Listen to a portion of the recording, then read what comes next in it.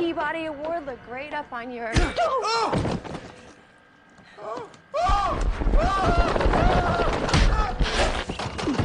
Berlatar di pegunungan Appalachian di Virginia, Amerika Serikat, cerita diawali dengan memperlihatkan sekelompok remaja kuliahan yang sedang dalam acara liburan, di mana mereka tak sengaja berpapasan dengan pengendara lain yang merupakan warga lokal pegunungan atau biasa disebut dengan orang gunung, yang hal itu cukup membuat para ciwi-ciwi ketakutan.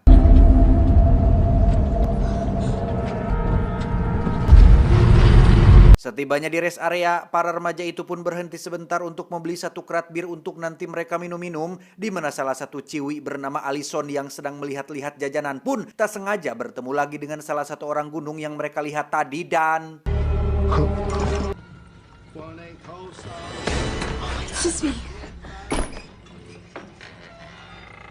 Dan mari saya perkenalkan Anda dengan dua orang gunung yang merupakan sahabat dekat. Ada Dale yang bertubuh gemoy dan Tucker yang selalu nyanyahwanan alias sok tahu tentang segala hal. Mereka adalah orang gunung yang biasanya dicap sebagai orang jahat dalam tanda kutip, sering dianggap udik, kampungan, berpenampilan lusuh, tidak meyakinkan, dan jarang berinteraksi secara sosial. Padahal tidak semua orang gunung seperti itu.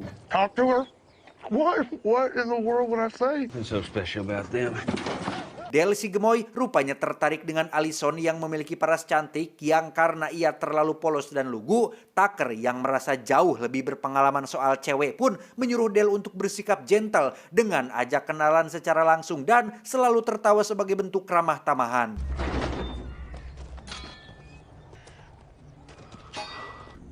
Going camping?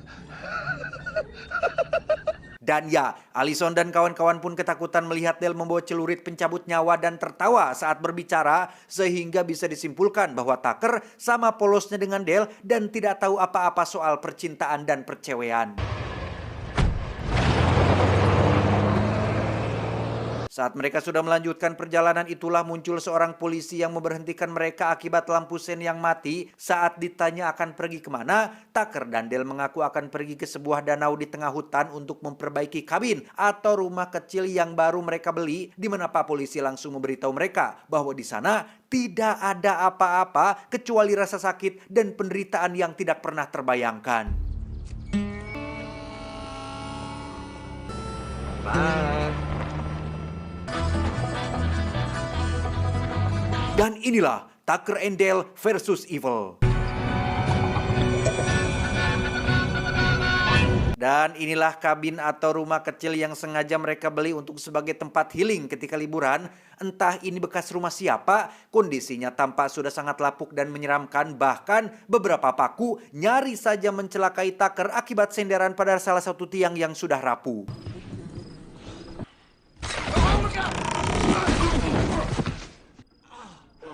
Tak hanya itu saja, mereka juga menemukan beberapa koran dari 20 tahun yang lalu berisi pembunuhan sadis yang sempat viral pada masanya. Namun, bukannya fokus ke situ, Tucker dan Dale malah fokus pada iklan hotdog yang diskon beli 3 dapat 2 tanpa sedikit pun memperdulikan berita penting pembunuhannya. Buy 3, get 2 free, no expiration date. All right.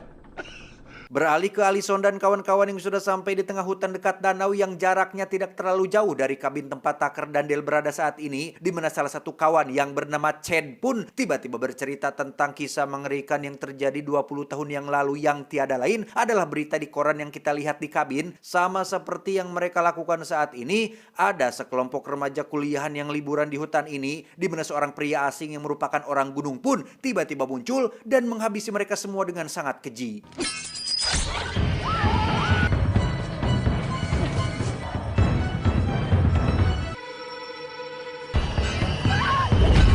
Only one person lived to tell this story. There's a lake back there. Singkat cerita, malam pun poek. Tepat saat yang lain sedang berenang malam di air danau, Alison yang baru akan ganti baju pun tiba-tiba didatangi oleh Chad yang bermaksud mengutarakan isi hatinya. Rupa-rupanya Chad adalah sosok cowok yang kepedean dengan menganggap Alison sudah lama naksir kepadanya. Padahal Alison sama sekali tidak memiliki ketertarikan sedikit pun kepada Chad, sehingga hubungan pertemanan mereka berdua pun berubah menjadi canggung ketika Chad malu sendiri seolah cintanya bertepuk sebelah tangan. Catch up with everyone. Come on, Allie, come on. Tak lama setelah Chad pergi, Allison pun langsung pergi ke danau untuk berenang yang tepat saat ia sedang menuruni sebuah batu. Tucker dan Dale yang kebetulan sedang lewat pun tak sengaja mengejutkan Allison yang membuatnya langsung jatuh pingsan setelah kepalanya kebentur batu. Maksud hati ingin menolong, Tucker dan Dale malah dikira sedang menculik Allison sehingga...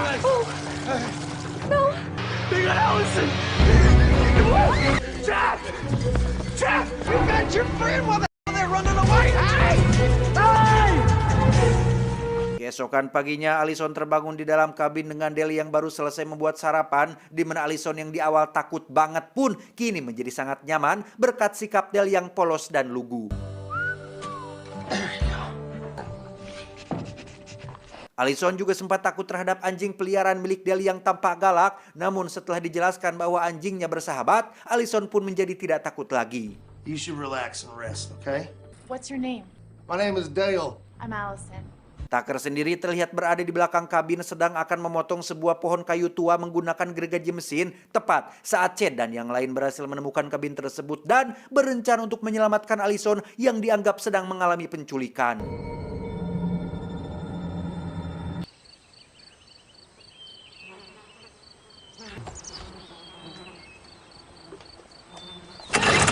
Chad yang dianggap sebagai pemimpin kelompok pun menyuruh paksa satu temannya bernama Mitchell untuk maju duluan, di mana pada saat yang bersamaan Tucker yang baru mulai memotong kayu pun tak sadar jika di dalam pohon tersebut terdapat sarang tawon atau lebah, sehingga inilah yang terjadi.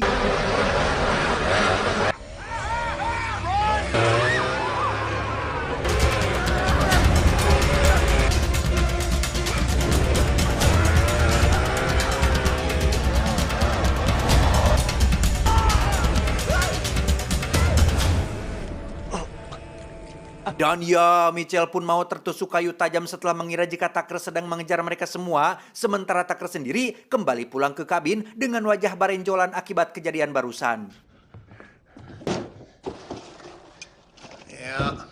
Sambil menyiram wajahnya dengan air, Tucker pun memberitahu Allison tentang teman-temannya yang lari terbirit-birit dan mengira jika mereka sama takutnya terhadap tawon yang sedang paburaung. Yang karena tak ingin terjadi salah paham, Dale dan Tucker pun berencana mencari teman-temannya dan menyuruh Allison untuk istirahat saja. Just be careful, okay? Sementara itu, Chad dan yang lain terlihat baru saja menemukan jasad Mitchell yang masih dalam kondisi tertojos kayu tajam dan lagi-lagi salah paham dengan mengira jika itu perbuatan Tucker dan Dale yang dianggap sebagai orang gunung psikopat seperti dalam film-film. Dari mereka berenam, hanya Chad lah yang paling ambisius untuk melakukan perlawanan tanpa meminta bantuan, yang hal itu dibuktikan ketika ia melempar sebilah kapak tepat mengenai sebuah pohon. What are you doing, man? Tak lama, Chad dan kawan-kawan pun langsung bersembunyi saat mendengar Tucker dan Dale tiba di sana, di mana Tucker langsung teriak-teriak memanggil mereka semua dengan mengatakan bahwa Allison sedang bersama mereka. Yang karena Chad dan kawan-kawan tak kunjung keluar, Dale pun mengambil sebilah kapak yang masih menancap dan membuat sebuah pesan singkat yang semakin mengsalahpahamkan.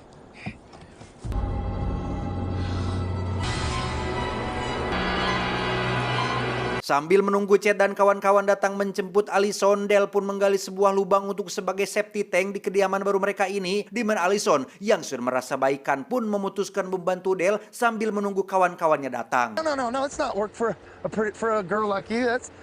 Oh. Tucker sendiri terlihat sedang menghancurkan beberapa kayu tua menggunakan mesin pemotong kayu tepat saat Chad dan kawan-kawan tiba di sana. Dan lagi, mereka semua tampaknya selalu berpikiran negatif tentang semua yang dilihatnya dengan menganggap Allison sedang dipaksa menggali kuburannya sendiri. Padahal jelas-jelas ia sedang membantu Dale menggali lubang safety tank.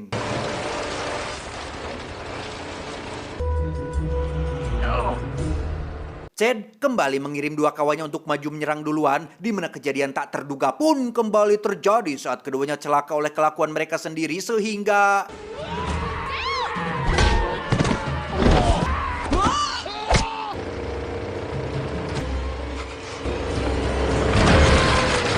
Dan alangkah syoknya Tucker dan Dale saat melihat kedua remaja itu mau tepat di depan mata kepala mereka sendiri sampai-sampai Dale tak sengaja membuat Allison kembali jatuh pingsan menggunakan skop sampai akhirnya Tucker dan Dale mengambil sebuah kesimpulan konyol dengan menganggap jika semua teman-teman Allison sengaja melakukan hal itu dalam rangka bundir massal seperti dalam cerita-cerita yang pernah mereka dengar. What do we go to the police? Sementara itu, Chad dan kawan-kawan masih saja menganggap jika kedua temannya barusan maut dibunuh oleh Tucker dan Dale padahal jelas-jelas mereka cilaka kupola sorangan alias celaka akibat kelakuan sendiri. Yang karena sebagian besar teman-teman merasa ketakutan, mereka pun memutuskan untuk meminta bantuan tepat saat ada bapak polisi yang sedang berkeliling di daerah tersebut.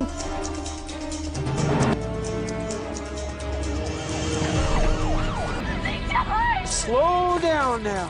Tak lama, Pak Polisi dan para remaja pun tiba di kabin tepat saat Tucker dan Dale sedang mencabut potongan tubuh yang masih nyangkut, di mana mereka dengan jujur mengaku bahwa mereka tidak ada hubungannya dengan kejadian tersebut. Yang supaya Pak Polisi lebih percaya, Tucker dan Dale pun meminta beliau untuk menemui Allison yang masih dalam kondisi pingsan untuk menjelaskan kronologi yang sebenarnya. Wait, where's he going? Rise or equal. Setelah melihat kondisi Allison yang masih baik-baik saja, Pak Polisi pun menjadi percaya dengan semua yang dikatakan oleh Tucker dan Dale. Namun, kejadian tak terduga pun lagi-lagi terjadi saat Pak Polisi senderan tepat di tiang yang rusak yang menyebabkan beliau terpental keluar dengan paku yang menancap di kepalanya. Be deceiving.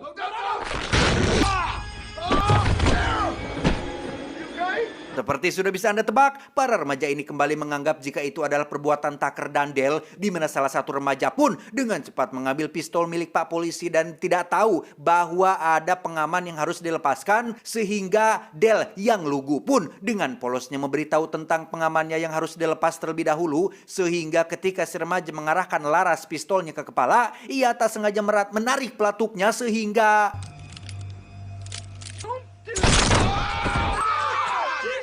ketegangan pun semakin menjadi saat Chad mengambil pistol tersebut dan menembaki Tucker Dale secara membabi buta, di mana saat Dale melahit keluar, ia pun menemukan anjingnya sedang dijadikan sandera oleh Chad, sehingga untuk menyelamatkannya, Dale pun mengambil sebuah alat pelontar paku untuk mengalihkan perhatian, sementara Tucker akan menyelinap keluar untuk menyelamatkan anjingnya secara diam-diam.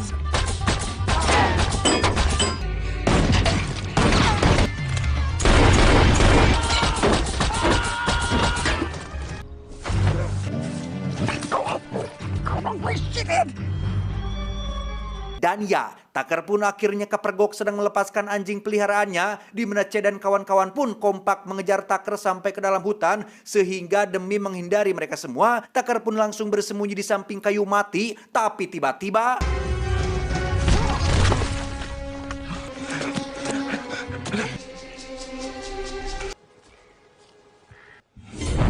Please, no. disinilah Tucker sekarang digantung terbalik untuk dijadikan umpan agar Dale datang menjemputnya. Yang menarik adalah dari sekian remaja di kelompok ini, lagi-lagi Chad adalah satu-satunya remaja yang berbeda dari teman-temannya yang lain. Raut wajahnya nampak seperti merasa puas setelah menangkap Tucker dan justru malah terlihat lebih seperti psikopat dibandingkan Tucker dan Dale. Yang lebih gila lagi adalah Chad dengan teganya memotong 2 jari Tucker untuk sebagai pesan ancaman kepada Dale dan mengirim potongan jari tersebut agar Dale datang menjemput sahabatnya.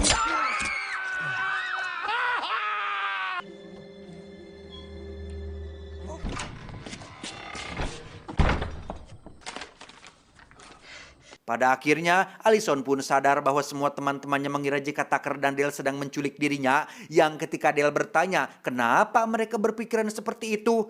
Allison pun akhirnya jujur bahwa pada awalnya ia juga sempat berpikiran negatif tentang Tucker dan Dale yang berpenampilan seperti orang gunung yang jahat. Padahal sebagai seorang manusia, kita tidak bisa menilai seseorang hanya dari penampilan luarnya saja. I'm really sorry. Dale, stop, wait. Tak mau sahabatnya celaka, Dale pun nekat menyelamatkan Tucker sendirian dengan Allison yang justru malah ngejedog saja. Yang ketika Dale sudah sampai di lokasi tempat Tucker digantung, ia pun mulai berjalan mendekatinya dan... Tucker! Ya, ini ternyata hanya perangkap dan untungnya Del masih bisa mempertahankan aset berharganya. That's funny. Let's get you down from there. Wait.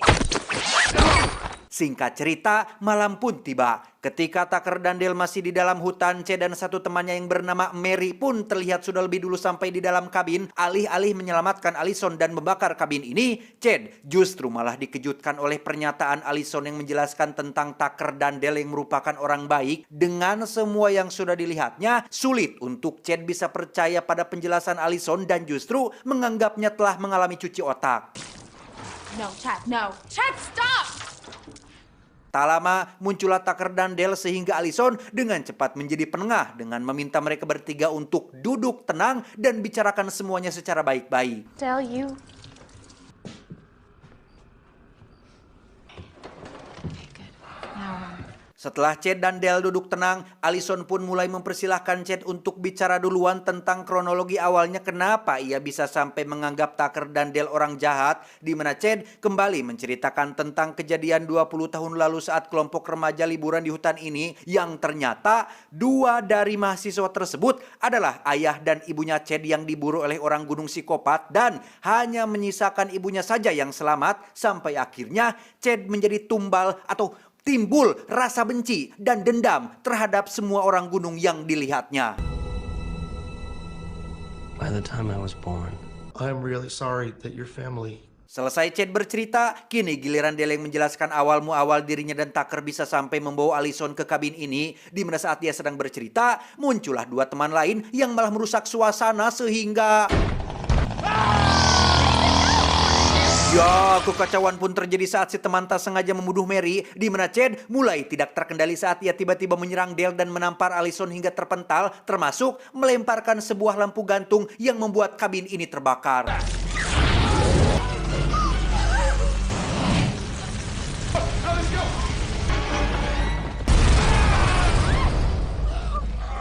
Tucker, Dale, dan Allison pun berhasil keluar sebelum api melahap kabin tersebut, sementara yang lain tidak sempat menyelamatkan diri. Namun ternyata Chad berhasil bertahan berkat tertimpa pintu yang membuat wajah dan tubuhnya terbakar sebagian, dan kini giliran Chad lah yang tampak seperti seorang psikopat sungguhan yang berambisi untuk memburu mereka bertiga. Dengan cepat mereka pun kabur menggunakan mobil, namun karena Dale terlalu lama menoleh ke belakang, ia tidak sadar jika ada gundukan kayu di depannya sehingga...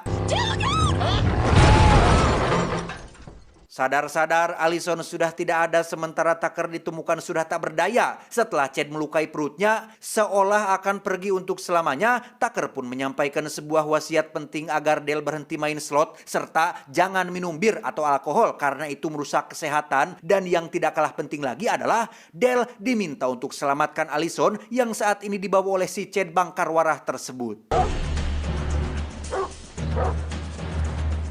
Sampai matahari pagi muncul, Dale terus berlari bersama anjingnya hingga sampai di sebuah pabrik lama bekas tempat kejadian perkara 20 tahun yang lalu, di mana Allison terlihat sedang diikat di atas pemotong kayu dengan Chad yang semakin menggila dan semakin tidak berpikir waras. Sebelum menyelamatkan Allison, Dale pun pergi ke gudang untuk mencari alat-alat yang bisa dijadikan senjata pembela diri, yang karena Chad terus seuzon dengan menganggap Dale sebagai orang gunung yang jahat, maka ia pun akan mewujudkannya menjadi kenyataan dengan berpenampilan seperti orang gunung yang sangat psikopat sekali.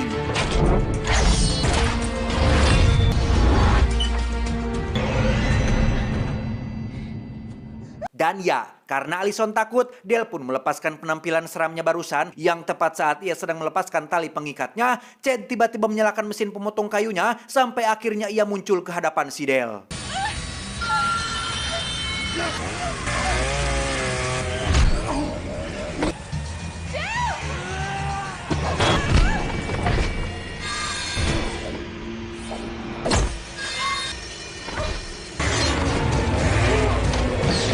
Dale berhasil membuat Chad terdesak dan langsung naik ke atas bersama dengan Allison, yang mana di situ mereka tak sengaja menemukan sebuah koran lama asli dari 20 tahun lalu yang berisi tentang insiden mengerikan tersebut, di mana mereka benar-benar terkejut saat melihat foto si pelaku sangat mirip sekali dengan Chad. Ditambah ada sebuah narasi yang mengatakan jika pelaku sempat memperkaos satu korban wanita sebelum akhirnya si korban dilepaskan dan mengalami gangguan jiwa dengan perut yang sudah isi, sehingga bisa disimpulkan bahwa Chad adalah anak kandung dari si pelaku tersebut. Saat Chad akan menyerang, Dale dengan cepat menunjukkan koran yang ia baca barusan sambil memberitahu Chad tentang ayah kandungnya yang merupakan orang gunung psikopat yang menjadi pelaku dari insiden mengerikan tersebut, yang pada akhirnya terjawablah sudah alasan kenapa sikap dan sifat Chad sangat brutal sampai nekat melakukan sejauh ini, karena memang ia ada keturunan dari ayah kandungnya yang merupakan seorang penjahit yang sangat kejam. Maybe they just didn't want you to know the truth. Sempat tak percaya, Chad yang sudah terlanjur berbuat sejauh ini pun tetap melanjutkan niatnya untuk menghabisi mereka berdua. Namun takdir berkata lain ketika Dale berhasil membuat si Chad kelilipan sampai tak sengaja jatuh ke bawah pabrik.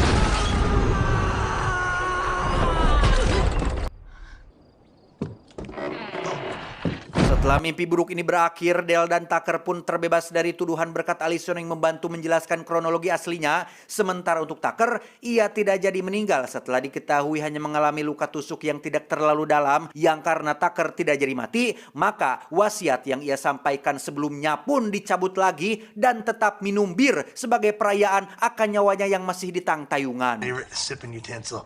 There you go. Tamat ending yang cukup mengsalahpahamkan. Saya sarankan teman-teman untuk nonton filmnya secara langsung agar bisa merasakan vibes lucu dan menegangkannya, karena jujur bagi saya pribadi film ini gimana ya, keren dan jenius gitu. Ada lucunya tapi di saat bersamaan juga ada tegangnya juga, keselnya juga, gregetannya juga. Rata-rata dalam sebagian besar film konfliknya selalu saja berawal dari sebuah kesalahpahaman. Namun di film Tucker dan Dale versus Evil ini kesalahpahaman tersebut benar-benar sudah kelewatan sampai berakhir tragis, sehingga pesan yang bisa kita ambil dari film ini adalah apapun situasinya, cobalah untuk tetap tenang, karena kepanikan hanya akan menghancurkan segalanya. Ingat, jangan terlalu cepat menilai seseorang, apalagi dari penampilannya, karena terkadang orang yang penampilannya sederhana dan tidak terlalu meyakinkan, justru itulah orang yang tulus dan baik hati. Sebaliknya, orang yang berpenampilan rapi, elegan, pakai dasi, pakai jas, kerjaannya rapat di gedung besar, justru itulah yang sering merugikan dan menyengsarakan sesamanya. Saya John, mewakili jajaran direksi yang bertugas, mengucapkan terima kasih dan sampai jumpa di video selanjutnya. Adios, BPKB Motor Firaun. Cuau, cuau, cuau.